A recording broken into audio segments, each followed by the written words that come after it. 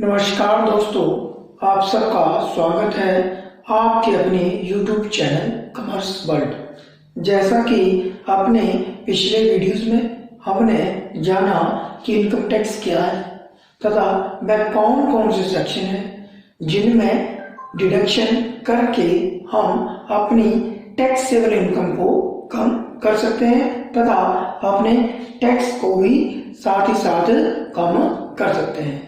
आज हम जानेंगे कि टैक्स स्लैब क्या होता है। सरकार के द्वारा अलग अलग आय को ध्यान में रखते हुए जो टैक्स की दर है वह अलग अलग निश्चित की गई है, अर्थात जो व्यक्ति जितनी ज्यादा आय कमाता है उस पर उस इनकम टैक्स की दर बढ़ती जाती है। तो जिस प्रक्रिया के द्वारा टैक्स लगाने की प्रोसेस लगाई जाती है वह प्रोसेस टैक्स स्लैब कहलाती है, अर्थात टैक्स स्लैब किस इनकम पर कितना टैक्स लगाया जाएगा इसकी जानकारी हमें प्रदान करवाता है। और टैक्स स्लैब सरकार के द्वारा हर साल अपने बजट में घोषित किया जाता है। जैसा कि अगर हम 2019-20 की बात करें तो फरवरी 2020 से पहले जो सभी टैक्स पेयर के लिए इनकम टैक्स का एक ही स्लैब था, अर्थात कोई भी व्यक्ति चाहे जितनी भी इनकम वह अर्जित करता है पूरे देश में उस पर जो टैक्स की दर है वो एक समान लागू की जाती थी।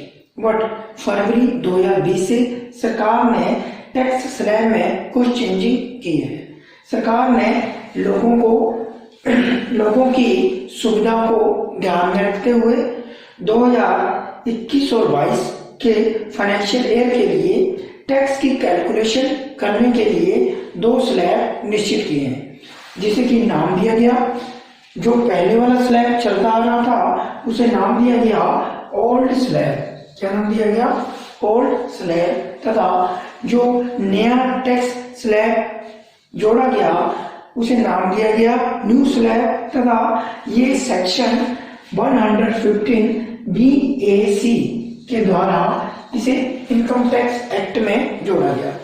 तथा अब कोई भी टैक्स पेयर इन 2 टैक्स स्लैब में से किसी एक स्लैब को चुनकर अपने इनकम टैक्स की कैलकुलेशन कर सकता है। तो आज हम बात करेंगे 2021 और 22 के फाइनेंशियल ईयर तथा 2022 और 23 के असेसमेंट ईयर के टैक्स स्लैब के बारे में। तो 2021 और 22 के जो फाइनेंशियल ईयर है उसमें जो ओल्ड टैक्स स्लैब है वह क्या कहता है कि अगर हमारी नेट टैक्सेबल इनकम, तो नेट टैक्सेबल इनकम कौन सी होती है? जो हमारी ग्रोस इनकम में से सब प्रकार की हमारी सेविंग तथा डिडक्शन को लेस करने के बाद आती है। तो क्या कहता है ये ओल्ड स्लैब कि अगर हमारी नेट टैक्सेबल इनकम 1 रुपये से लेकर 2,50,000 तक होती है तो हमें टैक्स की कितनी पेमेंट करनी पड़ेगी? 0। अर्थात चाहे हम ओल्ड टैक्स स्लैब चूज करते हैं या न्यू, हमें उस पर कोई भी टैक्स की पेमेंट नहीं करनी पड़ेगी। लेकिन अगर हमारी इनकम 2,50,000 से बढ़कर 5 लाख तक हो जाती है तो 2,50,000 से लेकर 5 लाख के बीच में जो इनकम है, अर्थात कितनी इनकम है? नेट 2,50,000। 5 लाख माइनस 2,50,000, तो इनके बीच में कितनी इनकम है? 2,50,000। तो इस पर हमें जो टैक्स की पेमेंट करनी पड़ेगी वो करनी पड़ेगी 5% के हिसाब से। कितने परसेंट के हिसाब से? 5% के हिसाब से। चाहे हम ओल्ड टैक्स स्लैब चूज करते हैं या न्यू टैक्स स्लैब चूज करते हैं। नेक्स्ट है हमारे पास, अगर हमारी इनकम बढ़कर 5 लाख से लेकर 7,50,000 के बीच में रहती है तब हमें ओल्ड टैक्स स्लैब में 10% के हिसाब से पेमेंट करनी पड़ेगी तथा न्यू टैक्स स्लैब में इस इनकम का 20% का जो टैक्स बनता है उसकी पेमेंट करनी पड़ेगी। तो कितनी इनकम की पेमेंट करनी पड़ेगी? तो इसमें 2.5 लाख आ रहा है। अब ये 2.5 लाख कैसे है? हम 7,50,000 में से लेस करेंगे 5 लाख तो कितना बचा? 2.5 लाख।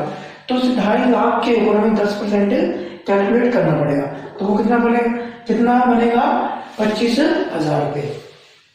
अब बात करते हैं, अगर किसी टैक्स पेयर की इनकम 7,50,000 से बढ़कर 10 लाख हो जाती है तो उसे 7,50,000 और 10 लाख के बीच में जो इनकम आई, कितनी इनकम आई 2,50,000। इस पर कितना टैक्स देना पड़ेगा? अगर वो ओल्ड स्लैब चूज करता है तो 15%, और अगर वह न्यू टैक्स स्लैब चूज करता है तो उसे 20% टैक्स की पेमेंट करनी पड़ेगी।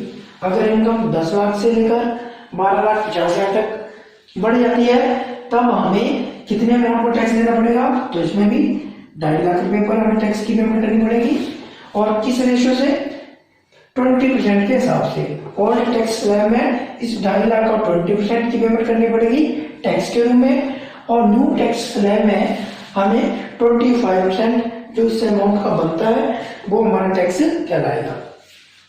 अगर हमारी इनकम बढ़कर 12,50,000 से 15 लाख के बीच में हो जाती है तो दोनों का डिफरेंस आया, कितना आया? ये भी 2,50,000 आया। तो इस पर हमें 25% ओल्ड टैक्स स्लैब में तथा न्यू टैक्स स्लैब में इस इनकम का 30% टैक्स के रूप में पे करना पड़ेगा।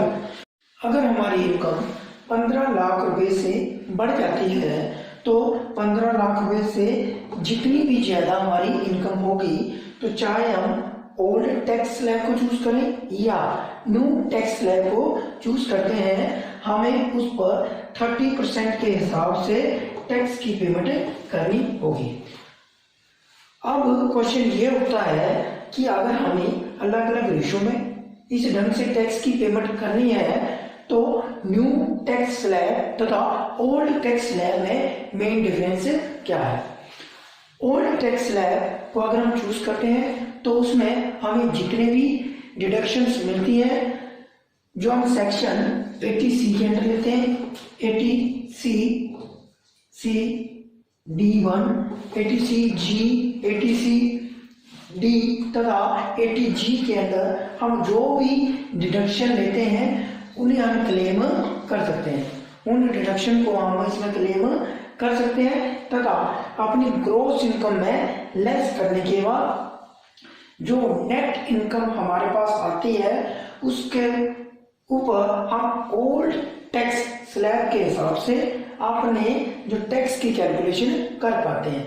लेकिन अगर हम न्यू टैक्स स्लैब को चूज करते हैं तो इसमें हमें किसी भी प्रकार की डिडक्शन की परमिशन नहीं मिलती, हम किसी भी डिडक्शन को क्लेम नहीं कर सकते। अर्थात हमारी जो ग्रॉस इनकम हुई उसमें से हम किसी भी प्रकार की डिडक्शन को लेस नहीं कर पाएंगे तथा ग्रॉस इनकम में से जो स्टैंडर्ड डिडक्शन है उसे लेस करने के बाद जो इनकम आएगी वह इनकम ही हमारी टैक्सेबल इनकम कहलाती है। और ओल्ड स्लैब के केस में हमारी टैक्सेबल इनकम कैसे बनती है? Gross income minus all deduction all sections, उन्हें लेस करने के बाद जो इनकम आती है वो टैक्सेबल बनती है। और न्यू स्लैब में ग्रॉस इनकम में से सिर्फ स्टैंडर्ड डिडक्शन को लेस करने के बाद जो इनकम बनेगी वो हमारी टैक्सेबल इनकम कहलाएगी तथा उस पर इस न्यू टैक्स स्लैब के हिसाब से हमें इनकम टैक्स कैलकुलेट करके उसकी पेमेंट करनी पड़ेगी।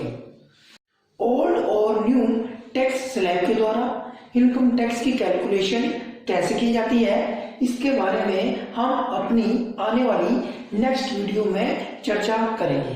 अगर आपको हमारी ये जानकारी अच्छी लगी तो इसे लाइक और शेयर करें तथा हमारे चैनल को सब्सक्राइब करें। धन्यवाद।